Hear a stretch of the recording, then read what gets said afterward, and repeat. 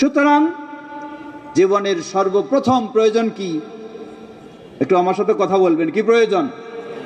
আকীদার প্রয়োজন। এটি ইসলামের বিষয়। এজন্য লক্ষ্য করুন, ইসলামের রোকন কয়টি? 5টি। প্রথম তো সালাত, না যাকাত, না সিয়াম, না হাজ, না। প্রথমে হলো শাহাদা। মানে হলো কি? শাহাদা মানে কি? মানে আকীদা। আশহাদু আল্লা ইলাহা ইল্লাল্লাহ ওয়াহদাহু লা শারীকা লাহ, আল্লাহর বিষয়ে আকীদা। ওয়া আশহাদু আন্না মুহাম্মাদান আবদুহু ওয়া রাসূলুহু, কার বিষয়ে আকীদা? মুহাম্মদ সাল্লাল্লাহু আলাইহি ওয়াসাল্লামের বিষয়ে আকীদা। সুতরাং আকীদার গুরুত্ব কতটুকু বলার অপেক্ষা রাখে না। প্রিয় ভাইরা, আকীদা হতে হবে সহিহ। আমার বিষয় হলো সহিহ আকীদার উৎস। কোথায় সহিহ আকীদা পাবো? বাজারে গেলেই তো পাওয়া যাবে, নাকি? কোথায় সহিহ আকীদা পাবো? বাপদাদার কাছেই তো পাওয়া যাবে, বুজুর্গানের দিনের কাছেই তো পাওয়া যাবে, গাউস কুতুবের কাছেই তো পাওয়া যাবে, পীর মাশায়েখের কাছেই তো পাওয়া যাবে। মনে রাখবেন, আজকে মানুষেরা ভ্রান্ত আকীদায় পড়ে রয়েছে।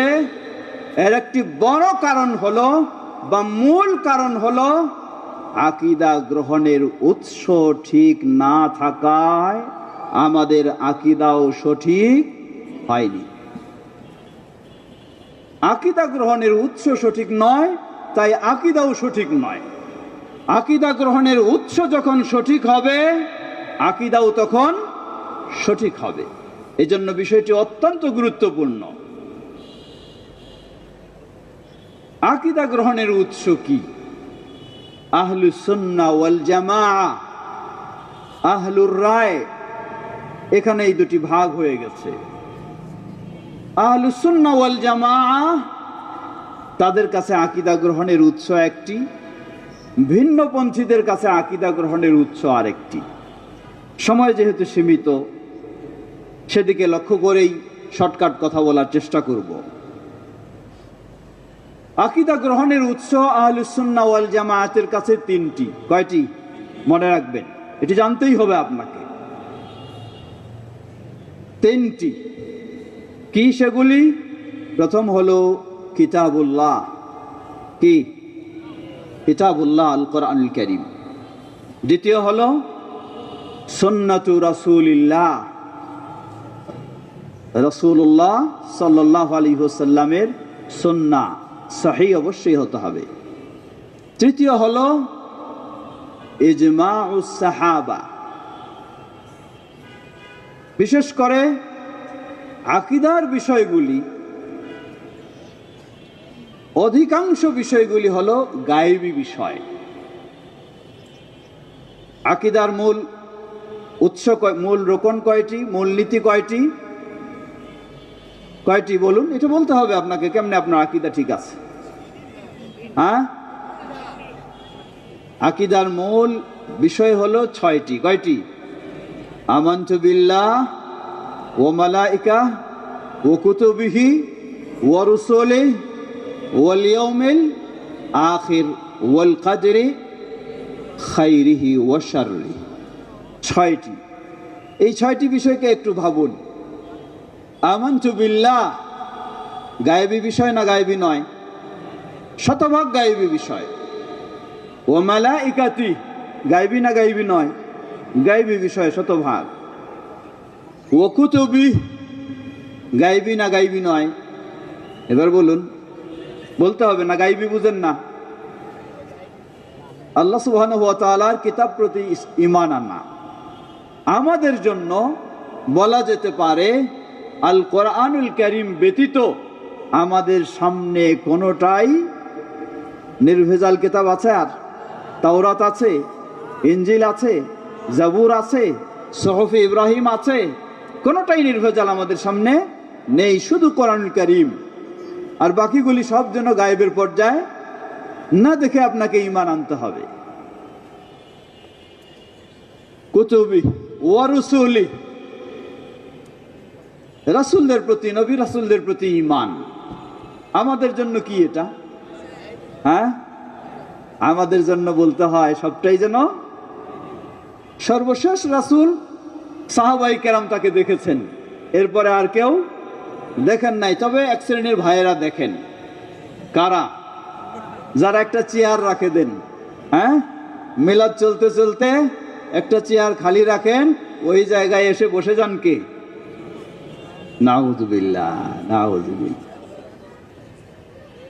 আমাদের জন্য সকল নবী রাসূল কি গায়েবের পর্যায়ে। শুধু আগমনের সুযোগ আছে কার?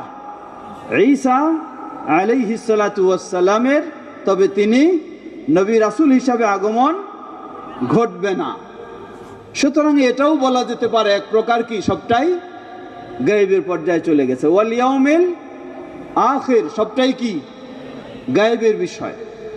ওয়াল কদর তাকদীরের সবটাই কি গায়েবের বিষয়। এখন বলুন, এই গায়েবের বিষয়, ঈমানের মূল বিষয় হলো 6টি। 6টির মধ্যে কোরআনুল কারীম আমাদের মাঝে রয়েছে, আর রাসূল সাল্লাল্লাহু আলাইহি সাল্লাম এই উম্মার সাহাবায়ে কেরাম দেখেছেন। এছাড়া বাকি সবগুলি আমাদের কি অদৃশ্যের মাঝে না? সবগুলি না জেনে ঈমান আনতে হবে। এক শ্রেণীর ভাইরা আছেন, তাদের বেশি কিছু লাগে না, কোনো বিষয় প্রয়োজন হলে চক্ষু বন্ধ করলে আল্লাহর সাথে ডাইরেক্ট কানেকশন তৈরি হয়ে যায়। আপনাদের কি ওরকম হয় নাকি? তাহলে কি করবেন আপনারা গায়েবের বিষয়ে? মনে রাখবেন, গায়েবের বিষয়ে সংবাদ একমাত্র কে জানে? আল্লাহ সুবহানাহু ওয়া তাআলা জানে। ওয়া ইনদাহু মাফাতিহুল গায়বি লা ইয়ালামুহা ইল্লা হু। সুবহানাল্লাহ। সকল অদৃশ্যের চাবিকাঠি একমাত্র আল্লাহর কাছে, তিনি ছাড়া আর কেউ জানে না। সুতরাং গায়েবী বিষয় যখন, ঈমানের সব বিষয়গুলি অধিকাংশগুলি গায়েবী হবে, আর এই গায়েবী বিষয়গুলি একমাত্র আল্লাহ ছাড়া আর কেউ জানে না। সুতরাং এই বিষয়ে আপনাকে ঈমান আনতে হলে, এই বিষয়ে বিশ্বাস করতে হলে, এই বিষয়ে আকীদা পোষণ করতে হলে আপনি তথ্যগুলি কিসের মাধ্যমে পাবেন? বুজুর্গানে দিন স্বপ্নে দেখবেন আর আপনাকে তথ্য দিবেন, তাই না? বাপদাদার কাহিনী শুনবেন আর তথ্য পাবেন নাকি? না, কোনো সুযোগ নেই।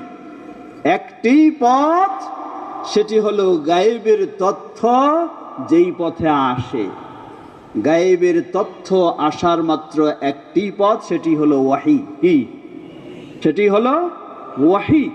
এজন্য প্রকৃতপক্ষে আহলুস সুন্নাহ ওয়াল জামাআতের কাছে এই গায়েবী বিষয়ে আকীদার উৎস হলো একটি, সেটি হলো ওয়াহী।